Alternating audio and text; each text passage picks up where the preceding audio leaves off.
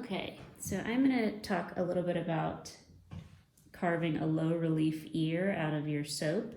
This was my practice piece, so you should have 5 bars of soap so you can have at least one to practice on if you want, or if you mess up or it breaks or something like that. And basically I started with the smooth side, so there's a side that has some writing, so I turned this over to the smooth side. And the tools that I've found to be the best that you probably have at home are like a metal knife, like a butter knife.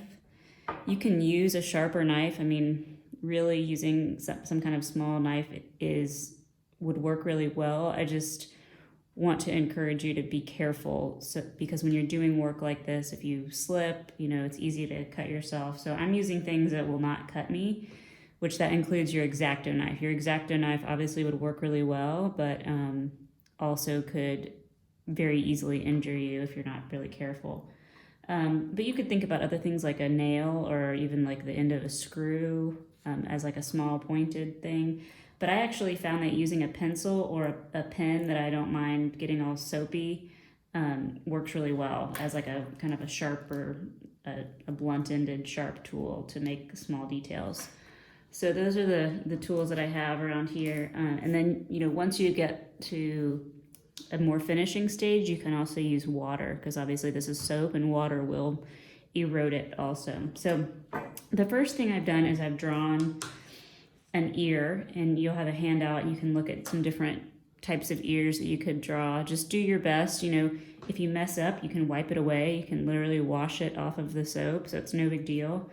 And so I've just done a rough outline, and then I've outlined kind of the major changes in plane. And when I say that, I mean like places that the depth is changing. So this is a deeper part and this is the deepest part. So I've colored that a little bit darker, and then I've kind of hash marked this part. So I know those are the places that I want to kind of carve into first. So I'm going to leave all of the high points. I'm going to leave those alone for right now.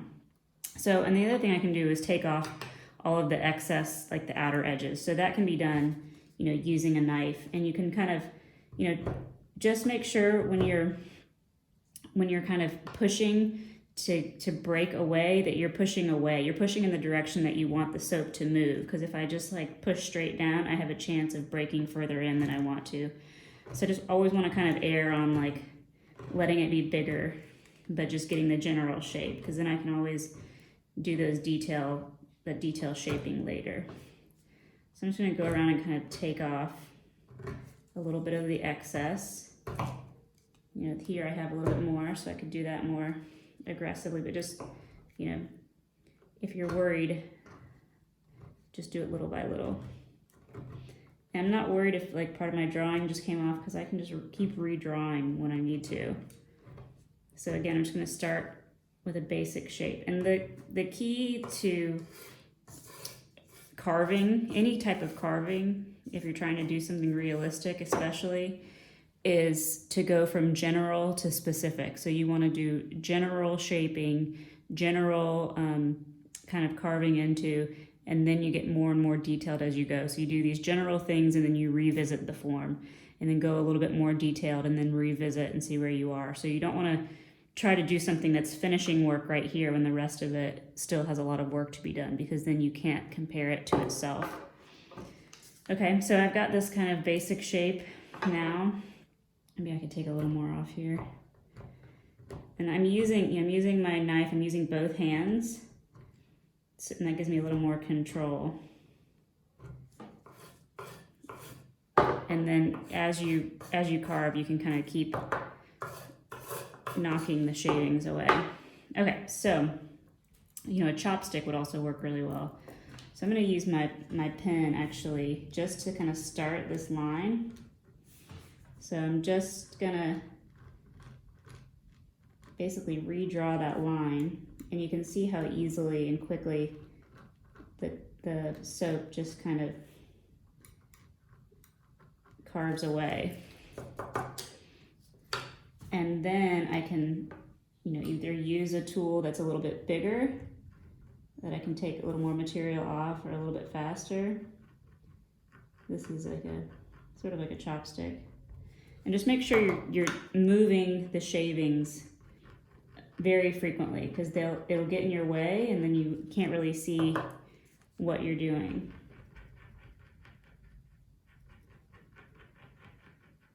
And again, I want to be general to specific, so I'm not going to worry too much about how perfect my edges are or anything like that. I just want to kind of carve all this middle part down to a similar depth.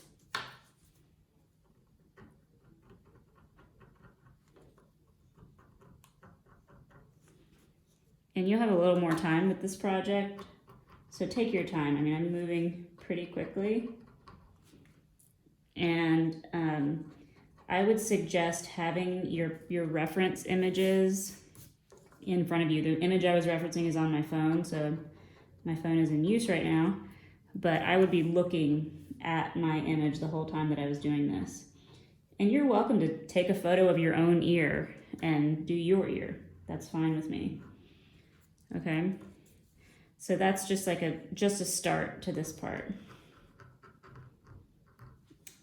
And then this area, I'm gonna do the same thing. I wanna go a little bit deeper in here, but I'm just gonna start by kind of carving out this general shape. And then because this is kind of a smaller space, well, I could use this tool again. You know, this is actually a pretty decent tool because it has kind of a hard edge. So I can really get down, really cleaning the earwax out. All right. I don't know if you guys have been like listening to NPR or if anybody watched Saturday Night Live. It's really weird listening to shows that usually people, like a live audience is laughing at and no one's laughing. Not that anybody's ever laughing at me anyway, but okay. And this is going to be the really deep part because this is the part that goes like all the way into your ear, right? So I can carve a little deeper here. And so at this point, I might want to reassess my shape. Okay, now I've done these general things. So now where am I going? Okay, well, I need to round this edge. If really kind of, I'll mark this. If I'm going to look at the high points of this ear, you know, it's going to be this up here. You know, the lobe is going to be kind of a high point. This edge. This is going to be a little bit lower because technically that's inside the ear. So I'm really looking at those dotted areas, maybe even here too, as the highest points of my carving. So if I want to start to carve away this outside edge, let me just try a different tool. This is like a small popsicle stick.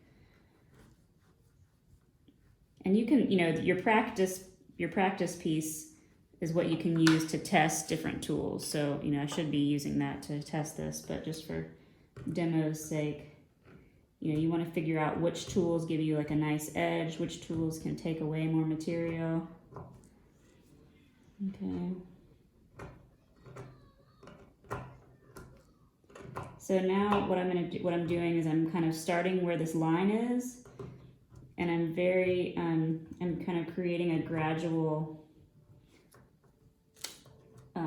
slope. So I don't want to just cut straight down because then it's going to be really hard for me to create a rounded surface. So if this is my high point where these dots are, I want these two surfaces to meet at that high point. So I want two low points to come up in a soft curve so that none of this will end up being flat in the end, because a real ear, there's nothing flat about it. Everything is a rounded surface. So in order to do that, I need to make sure that I don't just, you know, cut this straight down. Everything should be kind of a nice curve that meets another curve.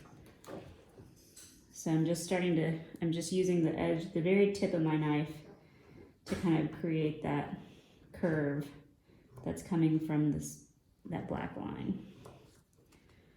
Okay, well, I'm gonna keep working on this. I also can't make a video longer than 15 minutes for YouTube, so I'm gonna keep working on this. And I will post another video of my progress and maybe some photos. So I'm doing the same thing down here at the lobe, just starting my black line and